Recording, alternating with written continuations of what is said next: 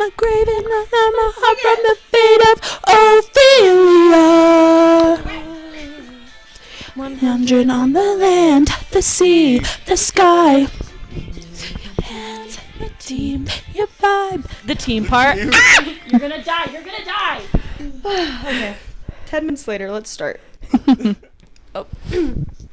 Hey everyone, welcome back to the Your Crush podcast. It's your girl, Sid Pace, girl and your crush. Today I have my three besties, Swifties, and we're gonna hear some lore from their lives, how we met, and of course we're gonna unpack the album. So I think we should get started. Hey everyone! Hey! Hi! Hello. What's your name? How old are you? What do you do for work? And what Taylor Swift era would you describe yourself in? I'm Summer. I'm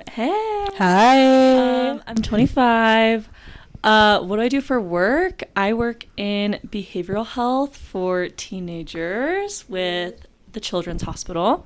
So therapy, you know. What Taylor Swift era am I in? Guys, it's really embarrassing. I think I'm still in my tortured poets department era. It was a good one though. I think I really I'm just still really feeling all of that. There's hope now that Showgirl is out. Like, I feel I can see the light at the end of the tunnel, but I do still feel like a tortured poet. Period. My name is Maddie. I'm 21 years old. And I work as a K through 12 outreach coordinator at Weber State. Yay!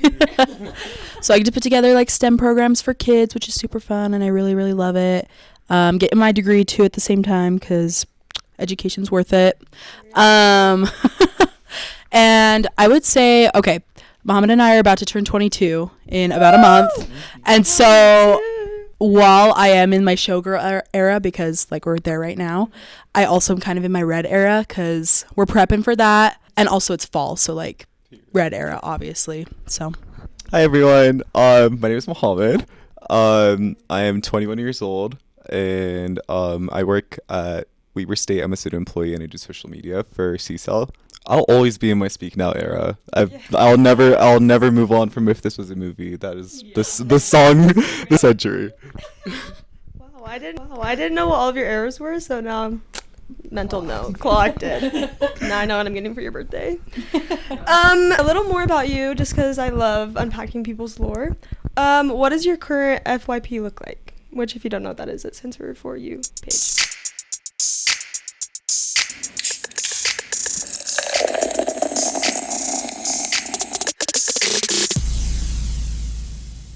So over to Mohammed. We'll start with you. So it's been like a mix of just edits, like new edits to the new songs from Life of a Showgirl, and also I don't know if you guys have been catching up with the Nicki and Cardi beef on like they're rehashing their beef from 2018. What? Yes. Wow, none of us are on that. But yeah. My For You page is obviously Life of a Showgirl right now. Getting a lot of videos about that. Getting a lot of videos about Sabrina Carpenter's songs, especially that Tears edit. You all know the one. We've all been watching that religiously. It just got hot in here. Also, like, I get a lot of concert videos. We just went to Conan Gray on Wednesday, so I've been getting a lot of videos from that, thankfully, because I need more of that.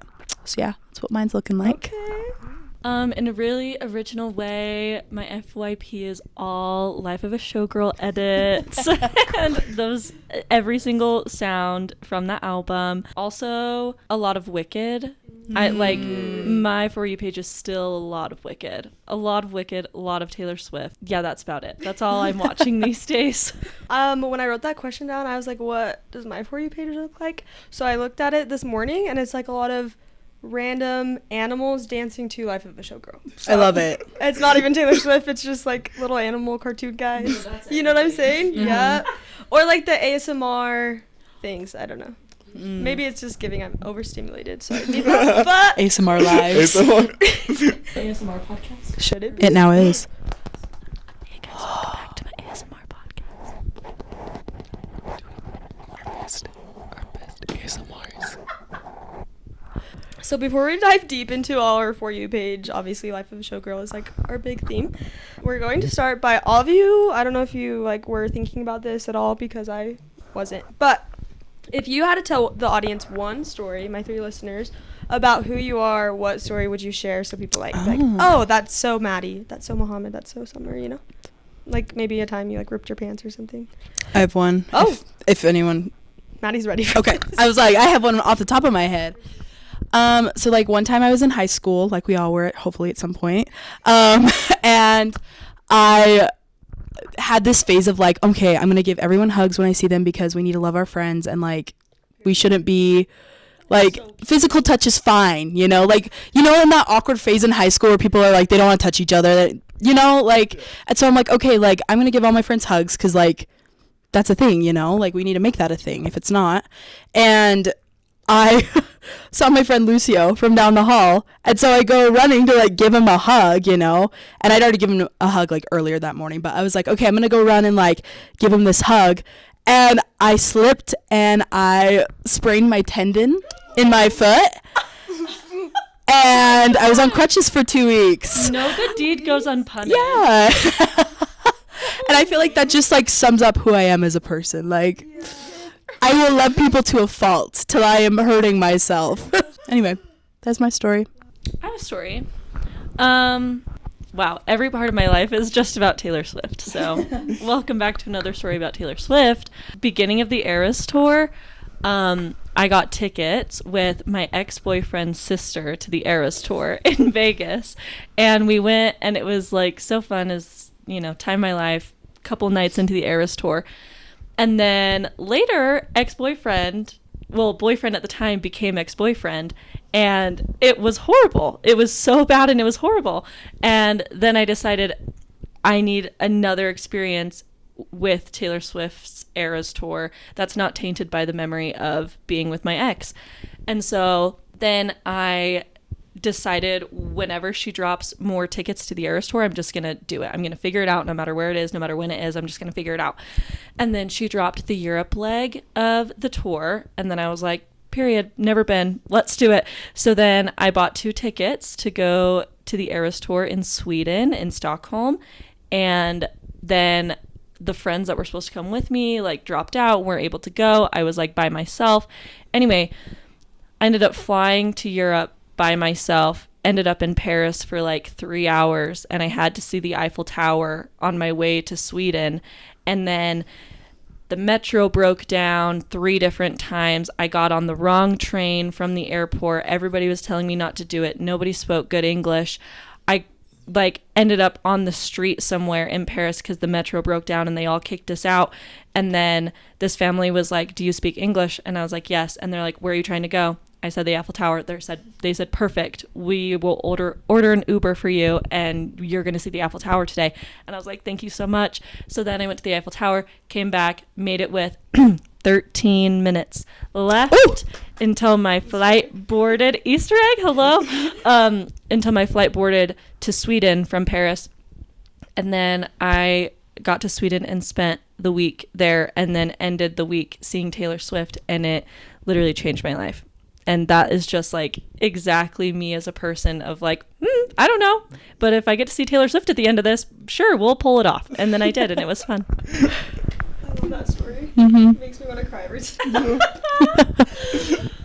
Me and Maddie met like on a school trip. We went to Georgia, and we just clicked instantly. We like twin immediately. Also, fun fact, she's an hour and a half older than me, literally. Yeah. Literally. But like we've only like known each other for a week at this point, like really known each other. And then Maddie FaceTimes me, and she's gotten a code to the Vegas shows, which I had a ticket to already.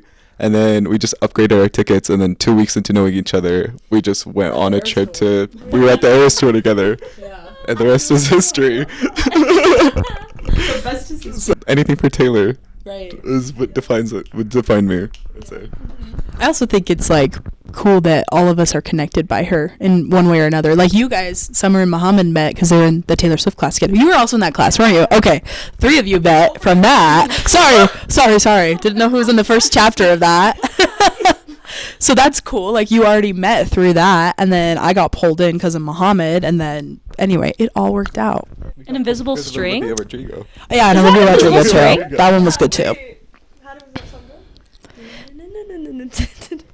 go? Isn't it just so pretty to think all along there was some invisible string? Cut the cameras. I'm gonna cry. I'm getting emotional.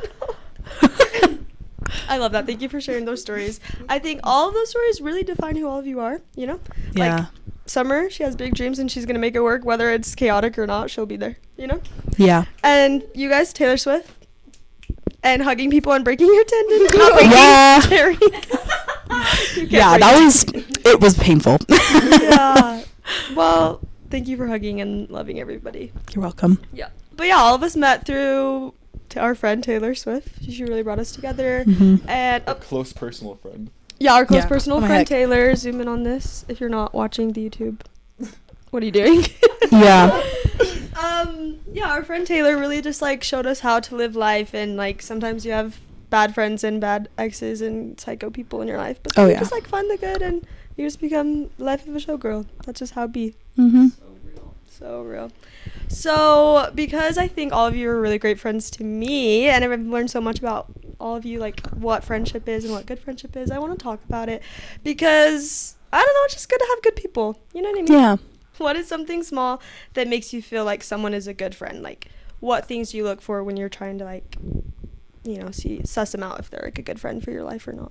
I think intentionality is a big one for me. Like, they intentionally have a place for you in their life. So even if you're, like, meeting someone for the first time, but they, like, take a moment to connect with you and, like, take a moment to really, like, have interest in you and get to know you, like, that shows a lot to me because it's like, okay, you have an interest in me and, like, this is intentional. Like, you're focused on me for this moment. I think that's a big one. And I feel like also as you're like getting to know people and you're like closer friends with people, you can tell when they're intentionally trying to like reach out or like making time for you, whatever it is, making a place in their life for you. That's important to me. Something that I really look for in people when I'm trying to like build new relationships is when I'm a very like, I don't know, like invisible string girl. I know we just had a little moment there, but like things that connect me with other people in a really like meaningful way. So when I'm making new friends, something that really sticks out to me is when a friend, something big or small, is like, hey, I just heard this song, it made me think of you. Hey, I just saw this thing at Target, it made me think of you. Hey, I just watched this movie, have you seen this? Let's talk about it. Like, I think you would love it. Stuff like that, where it's not just about what the other person is thinking or wanting to do. It's them connecting me to things in their life that they care about and then showing that to me and being excited about those things. I really love that like reciprocity of finding friends and then finding things that those friends get excited about. That's like my favorite thing in the world, is like watching my friends be excited and successful in things that they care about. And so when friends like see that in me, that's like really important for me. The first thing that popped in my head was like the being like able to just be fully yourself without masking, or like being able to be fully comfortable. Like, hey, I'll scream as loud as I want. Like, I'll be fine. Like, I'll sing like a goat, and it won't be cringy, or like you won't be like talking shit about me about it like later or something like that. It's the comfort of just existing with other people. I feel like that's what I look for, like look into if I'm comfortable with you. Like, as you grow up, I feel like the energy you give towards friends like becomes more like, as our girl Taylor says, like you got to protect your energy, who you give it to. And like I think I've definitely learned that in friendships, and everything that you said I definitely look for in like friends now. But when I was younger, I don't think I really cared. I was just like, oh, the more friends the better. And some of them were draining and some of them would like be more of a taker than a giver in a relationship. And so I think all of you like saying what you value and like what you look for, I think is great. And it's just like protect that energy, you know? Yeah. Period. Do you feel like all like friendships are like at the same level? Do you think you can have like everyone be your best friend? Do you think it's okay to have like friends at different, I don't want to say levels, but we'll use levels. Like, you know, like not everybody needs to be at the same depth of friendship. What is your guys' take on that? As a girly who works in a therapeutic realm, there's a lot of like study and research behind levels of friendship and how it's important to have various levels of friendship, not including everybody in we call them like tiers. Like your top tier of friendship is like best friend or like close friend. And it's really healthy and like most important to have that tier be a smaller tier than the ones that come before, meaning like acquaintances or situational friendships, meaning like friends that you only have at school or like friends at work. Those tiers are all full of different energy, not like less authentic, but just less vulnerability and less openness. And so the further you get into your levels of friendship, I think it's super important to have different boundaries when it comes to your friends and recognizing like this is somebody that I really can trust with really like deep and personal things, and knowing where the line is between that type of friend and somebody who, you know, you just want to talk about music with, or you just want to talk about work drama with, or stuff like that. And having everybody at the same level also isn't super healthy, because your boundaries are more fluid in that way when you don't have like sections of friends. Not to become a therapist on the podcast, but I think that that's like a really important part of friendship, is recognizing what boundaries you have with different people and knowing that those boundaries are different relationship to relationship. Okay, therapist. I love that. I might call you later for some thoughts. Yeah. I feel like that summed it up pretty perfectly. I don't know. Like, I feel like there are, like, I kind of categorize that in my head too, of like, okay, these people are here for this purpose in my life. Not that like they can't explore outside of that, but like you said, I have friends that I talk to certain things about, and friends that like our relationships only over text, you know, like I never see them, but like I still care about them and still reach out and things. And I have friends that live in different states that I don't get to see very often, but that doesn't mean our friendship's any like less important or less whatever. It's just different stages of life, or like different boundaries we have, different vibes, I guess. So yeah, I just feel like you said that pretty perfectly. You did sum it up beautifully, Summer. First of all, I just want to make it known that how we all became like, I mean, we all knew each other like going to Weber State because we were in the same college, shout out. And we were in the same Taylor Swift class, Summer and Mohammed. And then Maddie, I feel like I've always like heard about you, and then we finally like became friends. Same. Know? I followed you on Instagram like a long time, but like didn't really like, hadn't like met you. Just I was like, oh, this girl's iconic. Let me follow her. Oh my gosh, stop. Yeah. I thought you were iconic. Thank you. And I remember because I was looking today at my camera roll on like April 29th, if you wanted to know where we were. 29th. Was it April 29th? Do you really want to know where I was April 29th? Yeah. Well, I was crashing out, and so were all of you. And that was like the first time we all like had hung out like for real. And I just remember like leaving that night, and I was like, wow, these people are just genuine humans, and like I appreciate that we are like friends now that I'm not in school. I mean, like in school would have been like great and stuff, but it was just like, I don't know, I think I was still figuring out like who my friends were, clearly, because you know we were crashing out over some people. And yeah, anyway, so I feel like my friendship and how I like go about that is different now, and so I'm glad that we all hung out, because I feel like I value all of you as friends.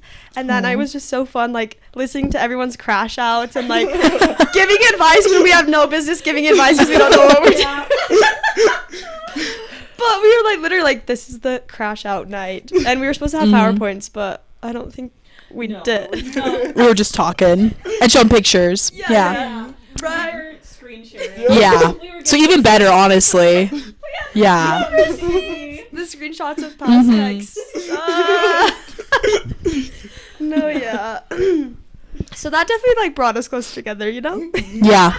And I think like a lot of like what you guys were saying, like different tiers of friendships and stuff, I feel like with us as a little front-facing friend group, if you will, is that we can like go like a certain amount of time, and then we hang out, and it's like picking up where we left off. Exactly. And I value those friendships like so much, because I think those people are just special, you know? Guys, What is that? things are happening with Taylor Swift right now. There are things dropping, and I don't know. What's dropping? What's dropping? Well, I don't know yet.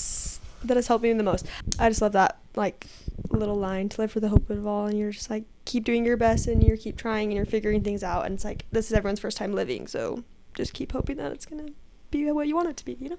Every song she's ever written. Honestly, the first thing that's popping into my head is just step into the daylight and let it go. It's just sometimes that's all you can do is just, I don't know. And do I use it in my life? Not all the time, but it's something that I wish I could do.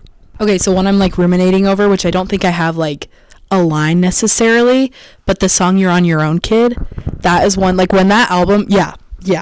When that album came out and I heard that song, I was like, oh my gosh, this is like my anthem. This is me. Like, like I gotta do this on my own. I gotta like finish, and specifically finish school. Like that's what is getting me through school, is that song. And like I just can't pinpoint like a single line, but like just the idea of like, okay, I'm gonna do this on my own. Like I can get myself through this. Like I don't need to rely on, well, you do need people, but I don't need to rely on anyone. I can do this. Like I got this for myself. That like concept, I guess, keeps me going. So Kind of along the same lines as that. Kind of the whole song, I can do it with a broken heart, but like I'm a real tough kid. I can handle my shit. Like I just think the idea of doing things when they're hard kind of sucks sometimes, and also knowing that like you can do hard things and also be sad. Like you don't have to wait to get out of your sad girl era. You don't have to wait to get over your ex. You don't have to wait to finish this hard thing that you're doing. Like you can do them and be sad, but you do it anyway. And that's something like a mantra that I've always had. Like before that album even came out, before I heard that song, I have this thing plastered all over my room and everything. Like be afraid and do it anyway, be sad and do it anyway. And I think just anything that you do that you're scared of, do it regardless of how you're feeling, because like those good things are going to happen to you, and doing them while you're sad can kind of just prove to yourself that hard things are worth doing, because you deserve to be taken care of and you deserve the things that make you feel good. And I just love that song and everything about it. Yes. Our girl Taylor really has taught us so many things. Oh, real. Our fifth bestie. Yeah. She's here with us. Let's unpack Life of a Showgirl, because this is what we've all been waiting for. Yeah.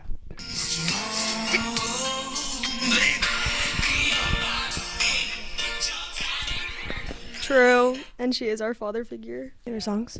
Okay. Mohammed, do you want to start? So immediately, Elizabeth Taylor. Mm. The way she says Elizabeth Taylor, Chills. it's my brain. And then definitely, Wood and Oklahoma. But Wood. But this whole, it's really hard to pick. Like this whole, every single track on this album is my favorite song. Right. No notes. No notes. Okay, my top three. I told Mohammed this last night, and this is subject to change, of course, because I've only listened through the album like 5 times. Actually, that's a lot, but I've listened through it, you know. Right. Okay, The Fate of Ophelia. Mm-hmm. Top 3, definitely. Just because, also when you see the music video, you'll understand too. Okay. So freaking good. And that music video like scratched the little history major in my brain, like Yes. because of the way that she like did that. Oh, just so good. So good. A lot of social history that tied into that, I think. And then my other one, Eldest Daughter. Track 5s are my fave. Mm-hmm. Watch that one. And then Life of a Showgirl featuring Sabrina Carpenter was also my top 3. Specifically the bridge gets me every time. I love that so much. And also I feel like that being the final track was so perfect, just because it kind of encapsulated this whole idea of like the showgirl energy, like this idea of like, hey, I have been in the spotlight my whole life, and like everyone's critiquing me, everyone's doing all these things, and like maybe you don't want that life. Maybe this is like not for everyone, because it is hard. So anyway. But she'd be married to it. Yeah, at this point. Married to the hustle. Married Yeah. to the hustle. Exactly. Me too. Everything about this album is really good. The Fate of Ophelia, I in her little like explanation of this, it like made my heart grow 5 times over. Like, just hearing her thought process behind taking such a tragic story and turning it into like, that was me and now it's not, like turning it into this love song about her relationship and how she feels like she was saved from this fate that is so familiar and so tragic to everybody. It just took me aback. Like, I just am so in awe of this song and everything she's done with it and the music video. Opalite, I will say, is my favorite track thus far. First off, just the Austin Swift mention, her brother calling her out, love to see it. But I also, her explanation of that being like opalite as like a man-made beautiful thing.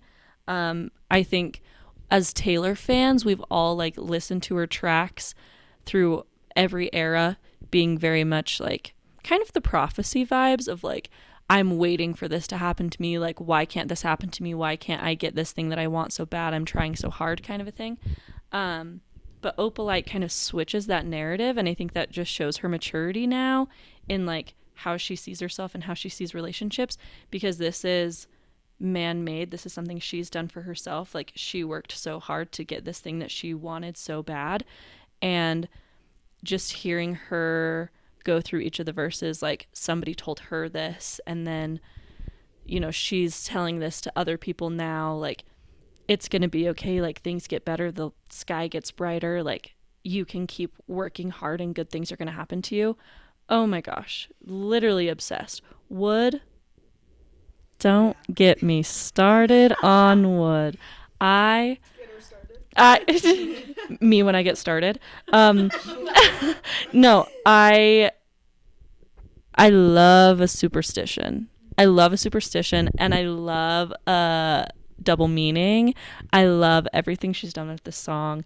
It's such a fun thing that she's done with the whole album of, I don't want to say breaking the fourth wall, because I feel like everybody's saying that, but like a little bit of breaking the fourth wall of like, she's so much more direct with what she's talking about that it's like she's just telling us. Like, there's not a lot to figure out. Like, it's so, you know, Tortured Poets was so, God, poetic. I hate to say it, but like there was so much layering to how she wrote that album, and I feel like this album is so much more like fun and lighthearted of like, this is what I'm feeling and it's right in front of you, and this is exactly how things are in my relationship and in my life, and I love it and I am happy and everything is good. And I just think Wood and Wishlist and Honey are all in this like really sweet little, hey guys, this is Taylor's diary kind of a thing of like, this is exactly what I'm feeling, and I love it. Life of a Showgirl also changed my life. I'm taking so much time talking about my favorite tracks because it's every single track. But the Life of a Showgirl, I think it's cool that she gave us like little behind the scenes look at how she became what she is and what it takes to be that, because like she says in her little interview in the movie, like, it's really hard. Not a lot of people can do that. Not a lot of people have what it takes to like be this level of showgirl, and her like putting in perspective what that means, and also showing how fun it is for her and how much she loves it, even though it's like the hardest thing in the world and everybody hates her for it. I just love that. And the dichotomy of her saying, everybody wants me dead, like all the witches want to burn me, whatever, to now being like, yeah, but I'm immortal, so I'm not going to die, bitch. Like, yeah. I love that. She's going to live forever, and I can't wait. I'll just add to my favorite songs from this. Opalite, love. Wood, love. Wishlist, love. Love that.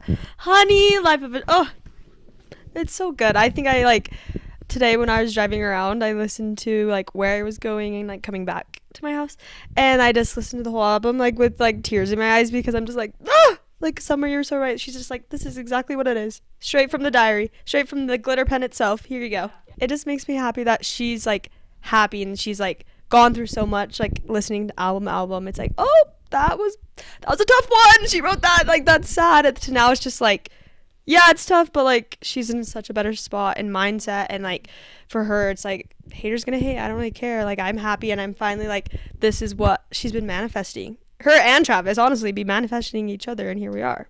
And Sabrina sounded so good on Life of a Showgirl. I was like, yeah. Have you seen those TikToks where it's like Sabrina like snuck into Taylor's room and wrote wood or whatever to like spice up the album? Yeah, she said, okay, man's best friend, let me do wood. I think a lot of people have been hating on this album already. So much hate. Talk about that a little bit. Because, Canceled all of them. Oh. like, one of the things I've been hearing too is people are like, this is so simple, like the lyrics aren't even that deep, blah blah blah, you know. And I'm like, okay, like that's kind of the point. Like, I feel like not that the lyrics aren't deep, but I feel like she went from Torture Poets, where the entire album is like poetry, literally. Like, she went super deep with those lyrics because she was going through a tough time and needed to like have this release of like, here's everything I'm feeling, whatever. To now she's in love and everything's perfect and simple and happy in her life. Yes. And like that's how this album like reflects to me, is like she's so happy. Like, I don't know. True. There's a lot of people who are hating on it, and let me just say, they call themselves Swifties, and I'm like, if you were a Swiftie, you wouldn't hate it, you know? So if you're thinking that, maybe check in with yourself, because you're not a Swiftie. Eert. One thing that annoys me is that a lot of people feel the need to like put out like hate, like full on like hate essays on why they don't like Taylor. It's like, why do you feel the need to put that much energy into something that you say you hate? It's actually romantic. Like, you're obsessed. It's actually romantic. That is literally what I was going to say. I feel like the discourse around hating this album is, you know, a story we've all heard. This happens every single time she releases music.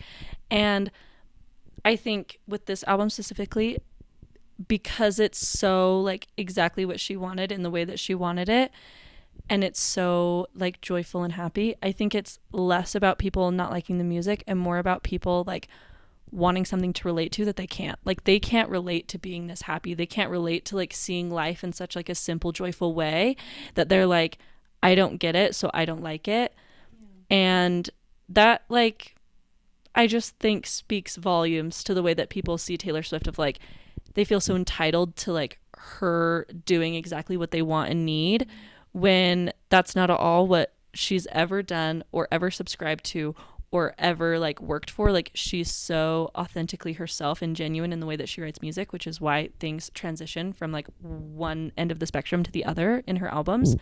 And I think like this very like simple, lighthearted, I'm in love, good things are happening to me because I deserve it kind of vibe is very threatening to people who aren't seeing that in their own life, and like who haven't ever experienced something like that, to where people are now thinking that they have to like hate on that or criticize that, when really it's just like other people can have a good experience without you also having that good experience, and we can be happy for them, you know? It's the same discourse every single album release. Like, when she dropped Midnight, it was like, oh, it's not as good as Evermore. And then when she like released Torture Poets, all of a sudden people switched up, and Midnight was their favorite album. Same thing. All of a sudden, like, the same haters that hate on Torture Poets are just like, oh, I wish we had more Torture Poets writing. Literally. They're always gonna hate. I think people think like it's still cool to hate Taylor Swift, you know, and I think we're in 2025, so let's get over that. It's like, you're not different because you hate Taylor Swift. Like, let's be happy, and if you're not happy for her, are you really happy for women? You know what I mean? Like, I was about to say, kind of rooted in misogyny. Oh, I'm just happy for her, and I just feel like she's our friend, you know? The fifth member of our In a really like group. Parasocial, sweet girl, cool girl way, she is my friend. Yeah. Well, besides Life of a Showgirl, what is something that all of you are like crushing on? Because, you know, this is kind of the Your Crush podcast. It's fun to have a crush. And I already know Life of a Showgirl's number one for all of us. So what's your number two? What would you say? Honestly, it's Taylor release week, so that's all that's gonna be on my mind. That's all on his mind. I actually have something. So me and like my friend Summer over here, we're gonna go to this cool, and Sid, I forgot you're going. We're going Red to West! a festival called Red West in a couple weeks. Dude, yeah. So that has kind of been on my mind because I'm like, this is my first festival ever. Yes. Uh-huh. In Utah, first of all. Also, Noah Khan is the other one in my life. Like, because Taylor and Noah, and sometimes they swim a little bit, but Taylor's in a different realm because she has so much, but Noah's music is also very healing to me. I love him very much, so. Also later this week. Wait, on Monday. Yes. Basically, I love Noah Khan and I'm crushing on him, and he's the other love of my life besides Taylor. Love. Yeah. Something I'm crushing on. A lot besides Life of a Showgirl. Probably the fact that me and my family are going to go to Disneyland, and I just love Disneyland, and I love fall, and I'm like, this rainy weather we've been having, living for it. So I'm crushing on the weather and a trip coming up because I need it to keep my sanity. So I'm crushing on that. Yeah. I have a little crush on consistency these days. I love when things like switch up. Like I feel like my summer has been like all over the place. I've been like going places, doing things like on a whim, and I love spontaneity. But I feel like right now I'm really crushing on this like vibe of consistency and like getting a routine that like feels good to me and authentic to like my goals. Like I feel like I have like some really solid goals in mind that I'm like working towards consistently, and I love feeling productive in that way, in like a really consistent, like noticeable way, you know. I love that. I love that too. Yeah. Thank you for coming and sharing all your thoughts on like friendship and all your wisdom about Taylor Swift and all our favorite songs from this album. We'll be listening to it till the day we die. Yep. Life of a Showgirl will be on our graves, so Exactly. I'm looking forward to that. I love you all, and Love you. thank you for listening to the Your Crush podcast. Stay safe in the streets. It's always fun to have a crush, so if you don't have one, we will be your crush, or we'll help you find a crush. So I'm also single. yes. So is Summer. So is Mohammed. Hey! Hit them up in their DMs. So, yeah. XOXO, the front-facing friend group.